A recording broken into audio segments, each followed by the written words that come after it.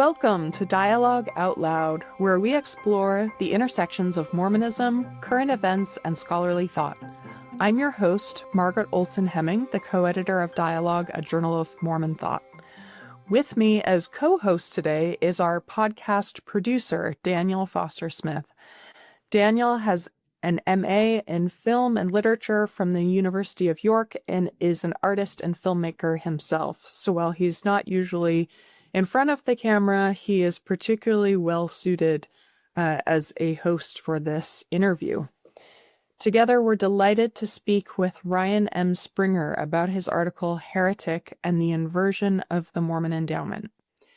In the winter 2025 issue of Dialogue, Springer reads Heretic as more than a horror film, arguing that it symbolically mirrors the structure of the Latter-day Saint temple endowment. He suggests the movie functions as an inverted initiation narrative, transforming a ritual journey toward divine knowledge into one of deception and captivity. Through this lens, the film becomes a meditation on authority, hidden knowledge, and the struggle between institutional control and spiritual agency. Ryan Springer holds a BS from the University of Utah and a JD from Brigham Young University.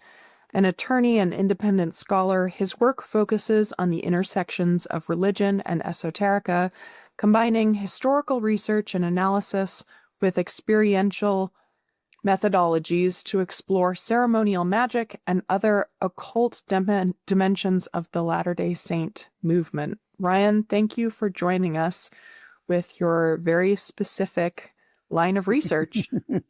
Thank you, Margaret. Thank you. Yeah, it's a pretty niche of one. Yeah, we're totally excited to have you here. This was an article that was different from anything else I've ever read in Dialogue, and that goes a long way of just saying something new. So give us a summary of the article and your thesis for those who haven't read it, maybe haven't seen the film, but are interested in these ideas. Some of our listeners may be too squeamish to watch a horror film or haven't yet read the article, but are curious to hear about the film and your thoughts about it. Yeah, thank you very much. And I couldn't be more grateful for the opportunity to talk about this and for the article to get the publication, because it was really fun. This was such an interesting movie. So my thesis, the basic context of the movie, I think, no spoilers here. We can spoilers. Spoilers, Yeah. yes. So we'll go plenty of spoilers because we're going to go deep. Yeah. No, so the basic idea of the movie is that two sister missionaries from the Church of Jesus Christ of Latter-day Saints are out doing their standard missionary work, and they encounter this investigator named Mr. Reed, played by Hugh Grant.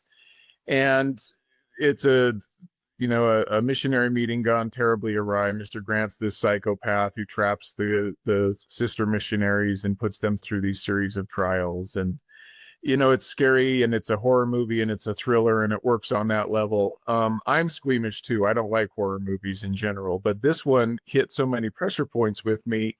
I mean, it's, it's not every day you get to see a horror movie involving missionaries from your church. So my little brother, who is big into horror movies, he assured me that this would be okay. So I went and saw it with him, and we saw it in the theater. And I remember sitting there watching this narrative unfold. And behind the scenes of the narrative, there were so many distinctive symbols. The hexagon window, that was the one I thought something is at play here, that there's more than a horror movie going on. And then as the sister missionaries descend deeper into Mr. Reed's house, you see that the rooms and the doors take on different dimensions. There are different trials at each stage.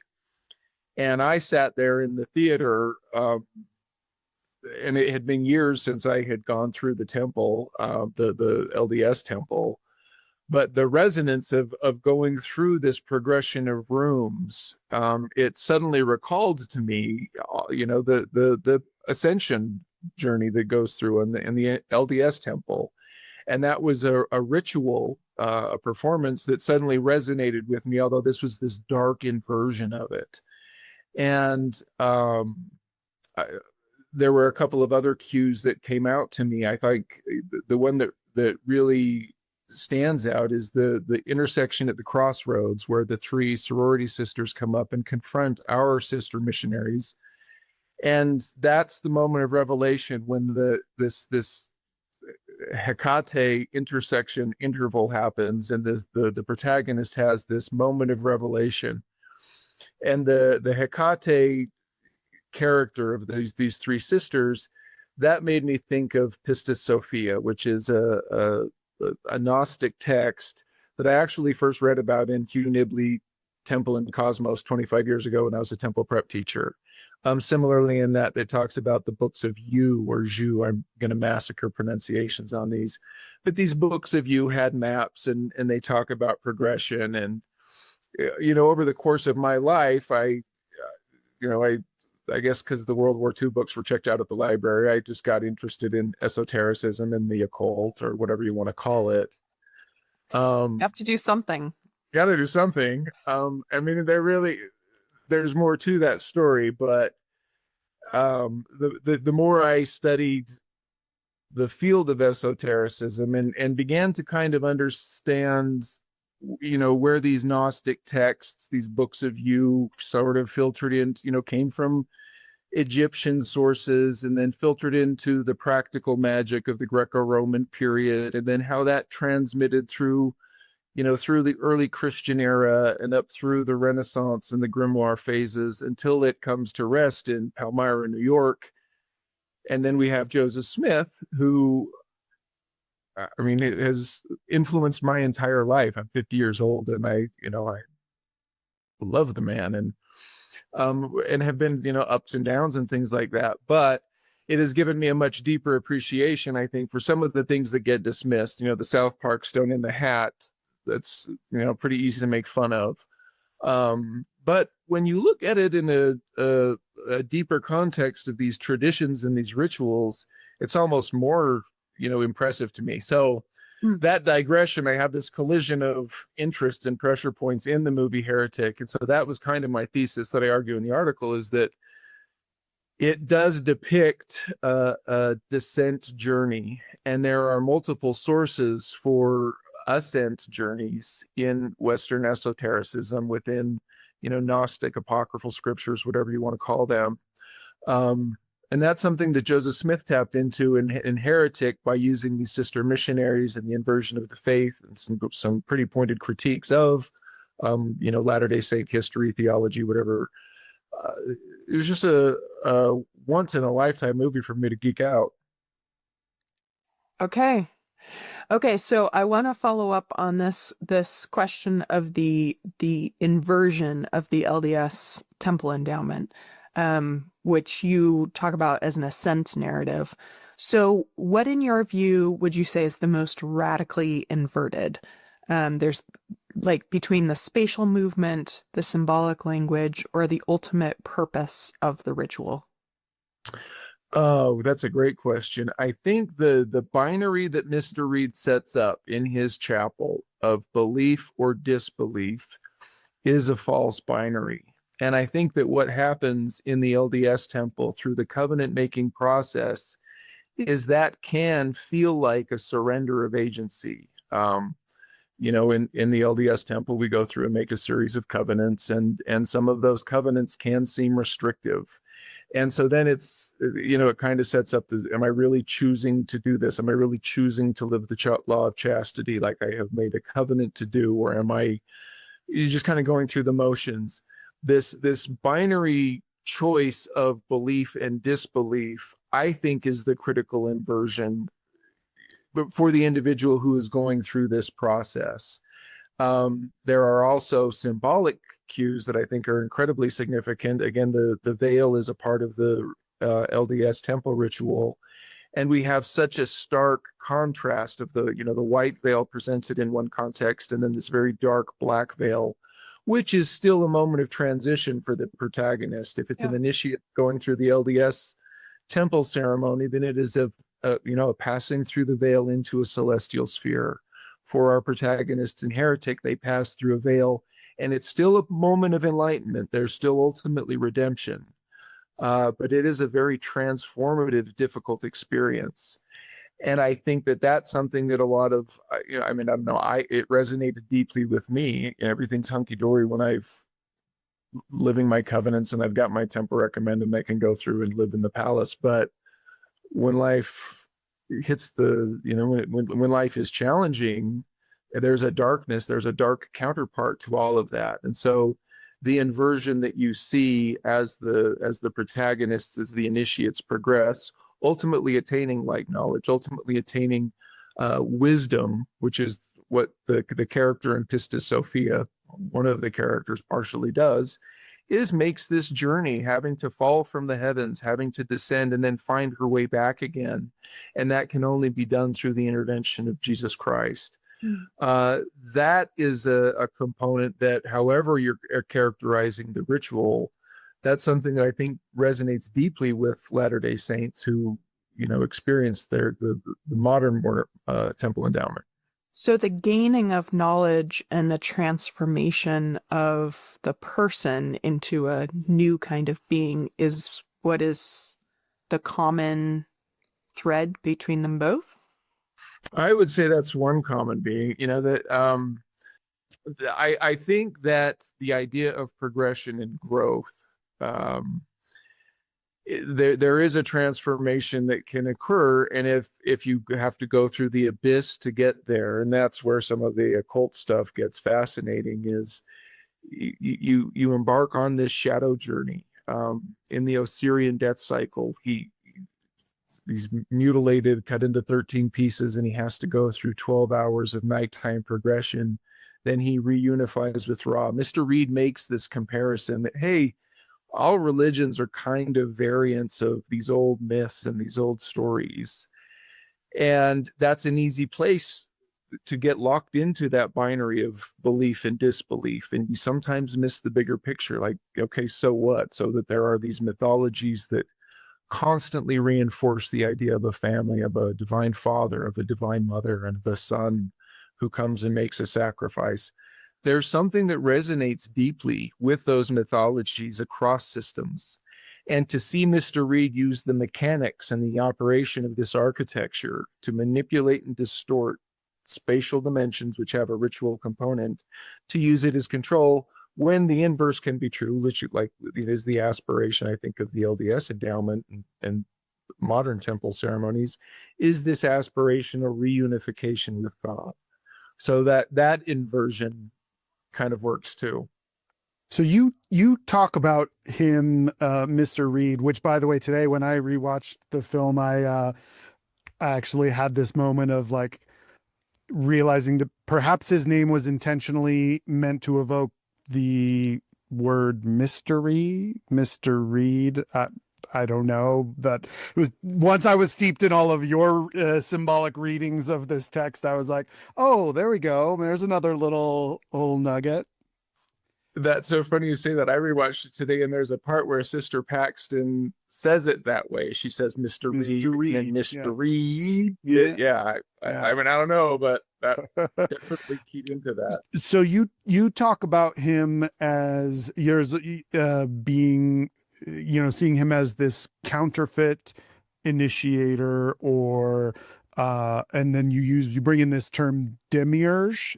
Are we saying that? How do we say that? That's another character from these.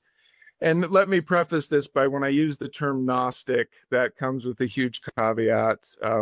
It's and I try to point this out, it's a bit of a heuristic device, because it is a term that is applied to a very broad there's a lot of different Christianities and different belief systems that get lumped under this umbrella of Gnostic. So I want to be sensitive about that, because the books of you, the idea is that J-E-U is the name of the deity. This is a version of Jehovah. And there is a school of Gnostic thought, and some believe that, I mean, it gets very convoluted, and so I wanted to kind of keep it simple. But the idea is that there is this demiurge creator, that there are many gods. There are Elohim, there is a council of gods, and they all kinds of do different things. There's obviously, there's one source or a monad.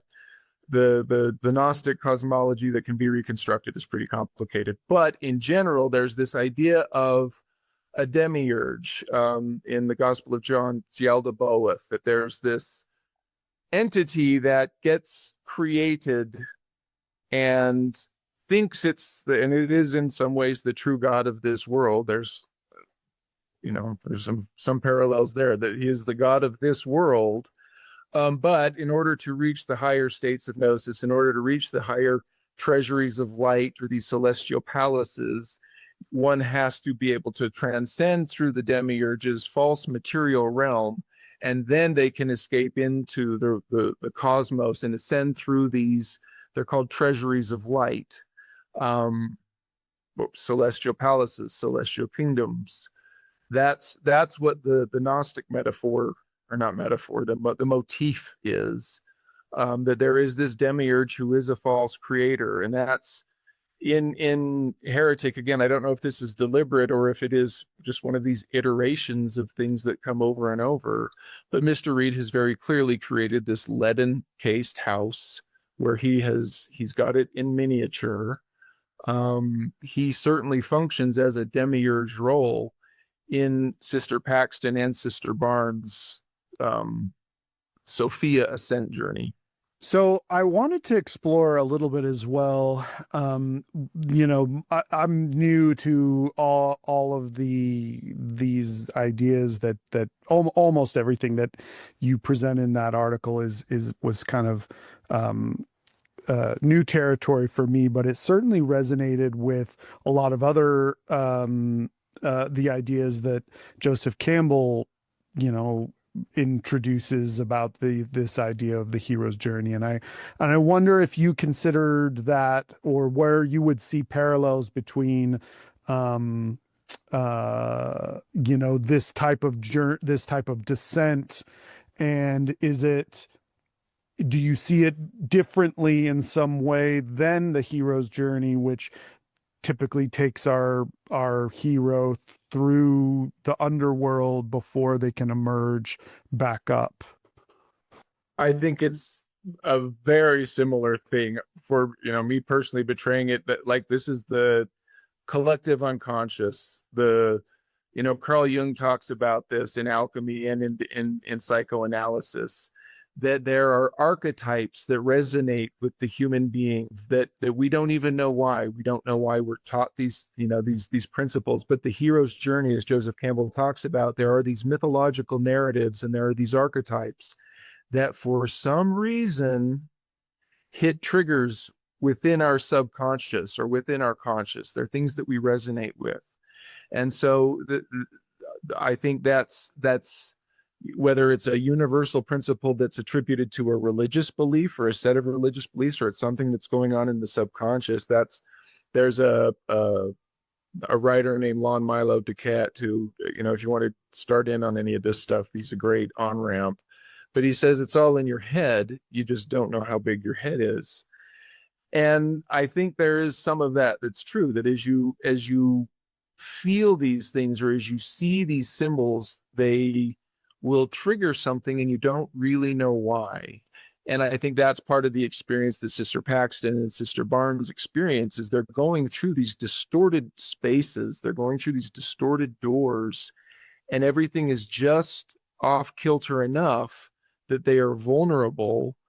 And I think that's something that, Latter-day Saint or not, that's something that the human experience can relate to. So you point out a lot of these symbols that are so overtly chosen by the filmmakers, but as I recall, you're not necessarily arguing that the filmmakers themselves, the writers and directors, were intentionally crafting an anti-endowment structure, or did I miss something in your research that that was part of their approach? No, I couldn't find anything. I was so curious when I came home and kind of as I started drafting the article, I thought, how overt was this? Where did this come from? And I didn't know if it was the writers, the directors, and I looked up the cinematographer and like the scene director. You'll probably know a little bit more about this with your background, but it was the guy who did the sets for the Hunger Games. Mm. And so he talked about, I guess, in his Hunger Games set design articles that he was able to do a set design that was able to reinforce the idea of control with this dystopian Katniss Everdeen story.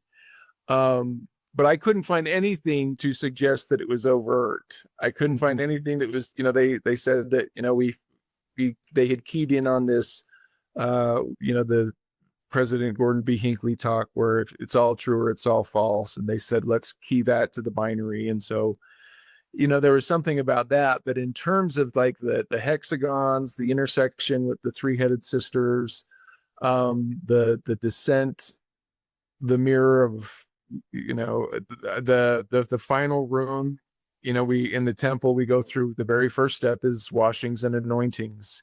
What we have in the final room is we've got the caged women who are being sprayed. It's so rich. And I thought, is this deliberate? Or if you're into this woo-woo stuff, there are iterations. We see these patterns come over and over, and it is because there is an underlying operating system. And that's kind of what my work, I'm fascinated by this idea of magic as a technology, as an operating system, but religion and belief is something that is related to these operating systems that, if you break them down, are pretty fundamental. And it kind of depends on which symbol you plug in here, or which symbol you plug in there, what the operator's intentions are. There's all kinds of crazy stuff. But the idea that there is an underlying technology that is operating on our subconscious that can be either manipulated or controlled, or, that's what magic is. We see this with Mr. Reed using it for nefarious, malevolent purposes. So the technology itself is benign. The notion of sacred geometry and transformative spaces, that's a benign technology. But when it is, around something that is aspirational and trying to bring, LDS kids going on their mission closer to God by going on this ascent pilgrimage within a sacred room, or it's, the psycho in a horror movie torturing two missionaries. I have a bit of a follow-up question on that, because I think this idea of embodiment and control over bodies is pretty significant. So it hits on one of the really big differences between Gnosticism and Mormonism, right? Because with Gnosticism, embodiment is a lesser state. The material world is sort of a kind of prison created by the lesser deity of the demiurge. But Mormonism sees matter as eternal and fundamentally good. And that God organized eternal matter. So for the women in this movie, embodiment is really important, right? I mean, with horror movies in general, embodiment is often crucial, right? Because the body is under threat in some way often. But almost universally, the female body is the focus of most horror films. Yes. With the idea of the final girl, having to be the one who can survive, who doesn't get destroyed. Right. And then there's the one who's sacrificed, right? Mm-hmm. But yeah, like who is, and then there's this final scene with Mr. Reed in control of these women's bodies by putting them under lock and key. So you say more about embodiment in this film? That is such a great question. And I know, again, I watched it earlier today, and that was something that resonated so much more this time, is putting this in the, you can conceive of the Pistis Sophia, and there is this behind the scenes concept of a divine feminine. And to see the way that this ritual deliberately distorts femininity, and the bookends of, when they start off the movie and they're talking on the bench and they're talking about pornography, and Sister Paxton is speaking innocently about a fairly graphic sex scene, there is a tender femininity there that is so vulnerable. And I think that for her to go through this transformation and to receive the embodiment of physical resurrection or eternal life, but to survive this, I thought that was incredibly empowering. And I thought that was kind of what hit me. She's the cool heretic. She is the one who faces this false binary choice of belief and disbelief. And while she relies on the sacrifice of another, she is the one who fights her way out. She's the one who's clever enough to see through the deception, to see it for what it is, and to see that, hey, if I'm trapped in this map, I can find my way out. I can use this depiction. And she comes out into the world, and she's there, she's alive, and it's snowy, and maybe that's eternal progression, who knows what's beyond. But that reclamation of her divine feminine and her survival, the emanations of matter and the difference between Gnosticism, and I certainly don't want to be arguing that Mormonism and Gnosticism are the same thing, and that's not what I want to try to do. But this notion that there are dimensions and that matter can be adjusted in many, I think that's one of the really cool things that Joseph Smith brought about through the restoration, is the DNC 88 stuff and the DNC 93 stuff about matter being eternal and about light operating on matter. And you see that in Heretic a little bit, this operation of light, the divine spark, when Elder Kennedy is out there distracting Mr. Reed, they're able to get the matches, that divine spark. I think that those are the kinds of symbols that resonate deeply. But Heretic does a wonderful job of taking, traditionally, the women are always the victims, and in this case they certainly are victimized. But Sister Paxton, she hits moksha, she breaks out, and she does it intact.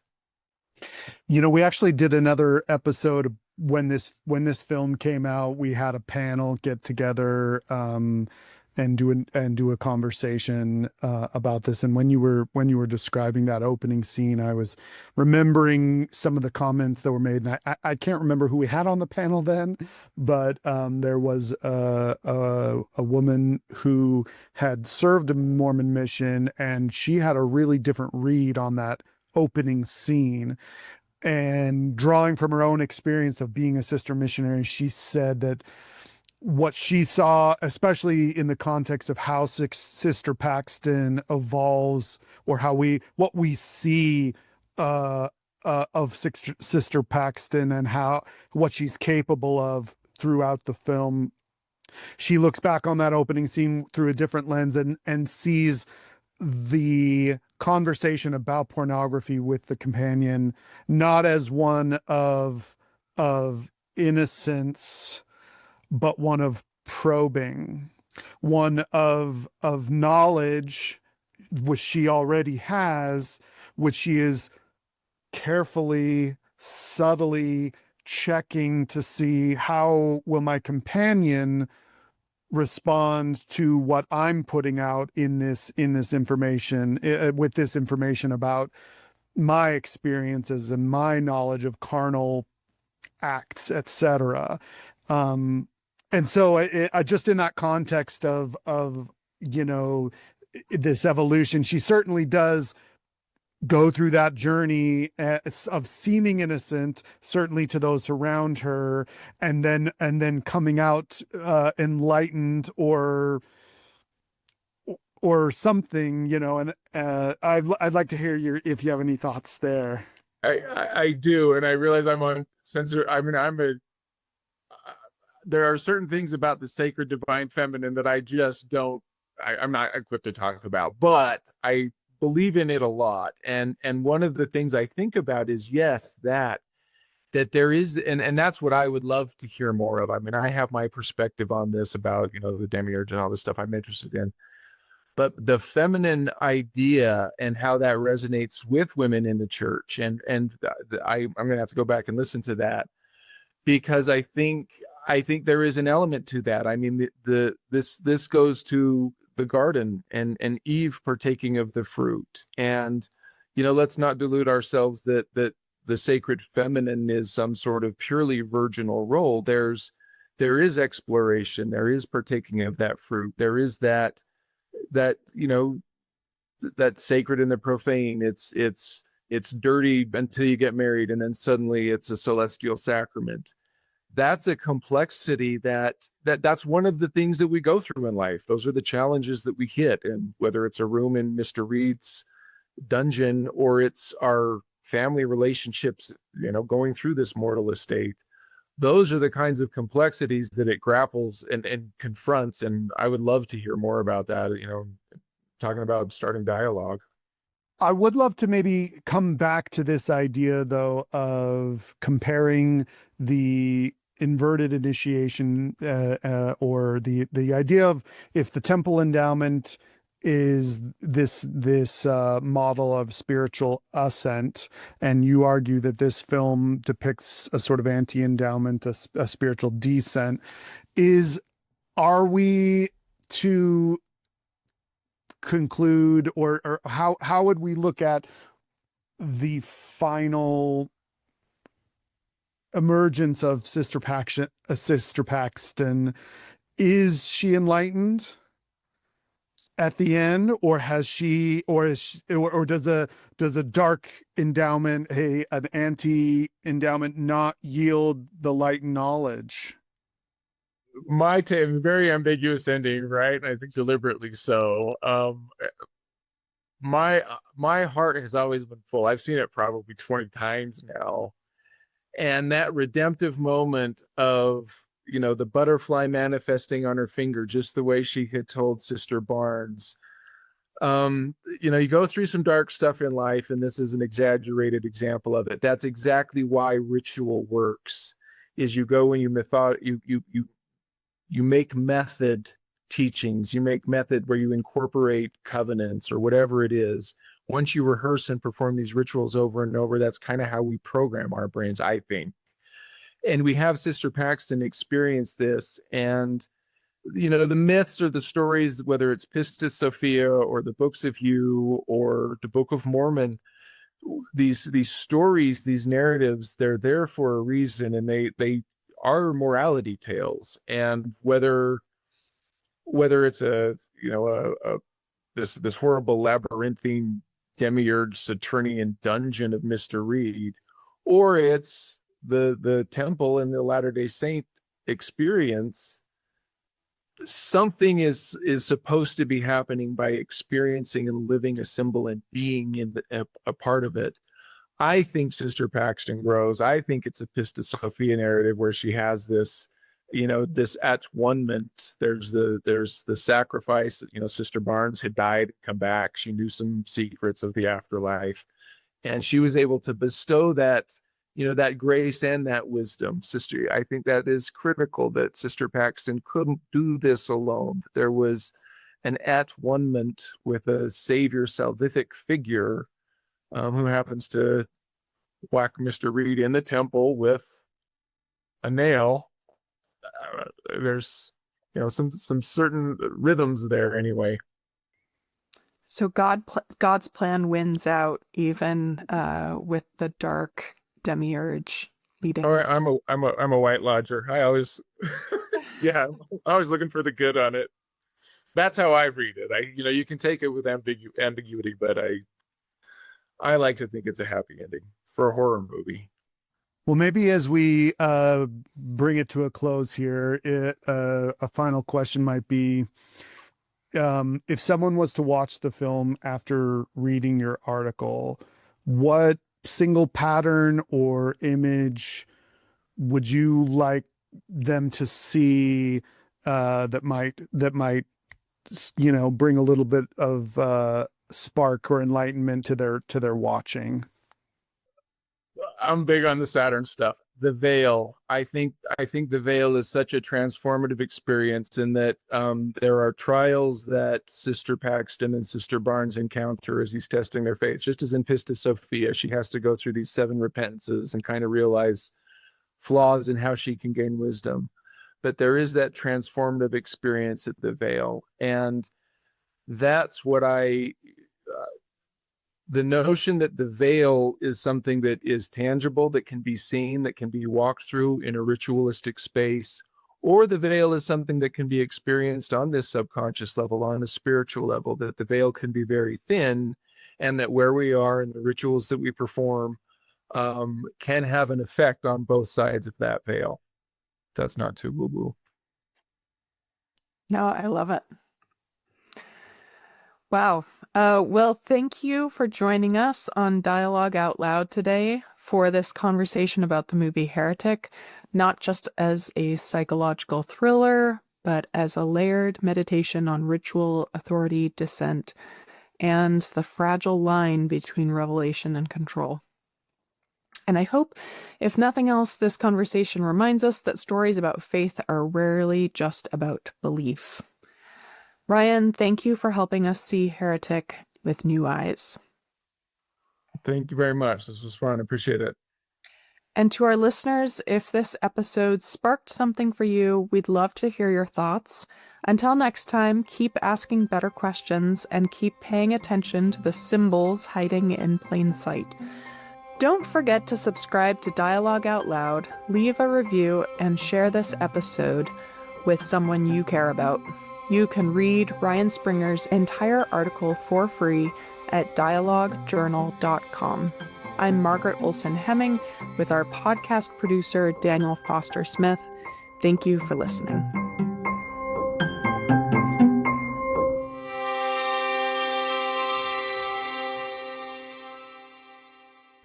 Greetings, my name is Rebecca DeSchweinitz, and I'm thrilled to serve as a board member at the Dialogue Foundation and as one of the hosts of Dialogue Gospel Study. In each episode, which we record live the second and fourth Sunday of every month, we welcome esteemed speakers from a variety of backgrounds to share their insights and perspectives on the Come Follow Me lessons. Our aim is to spark meaningful conversations about the scriptures, to connect them to our personal experiences and to our understandings and explorations of the gospel. To stay in the loop with our upcoming lessons and this opportunity to engage with Mormon thought, culture, and belief, be sure to visit dialoguejournal.com and sign up for our newsletter. By doing so, you'll receive updates and timely links to join our live stream lessons. Additionally, you can catch up on our past guests and episodes by subscribing to Dialogue Journal on YouTube, Facebook, or wherever you listen to podcasts. Dialogue Podcast Network.